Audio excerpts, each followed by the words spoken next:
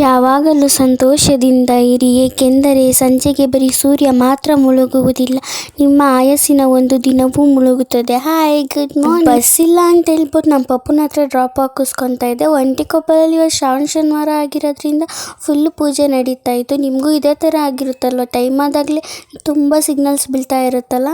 ಹೌದು. ಸೊ ಅದಾದ್ಮೇಲಿಂದ ಆಫೀಸಿಗೆ ಬಂದೆ. ಟೈಮ್ ಅಂತೂ ಕರೆಕ್ಟಾಗಿತ್ತು.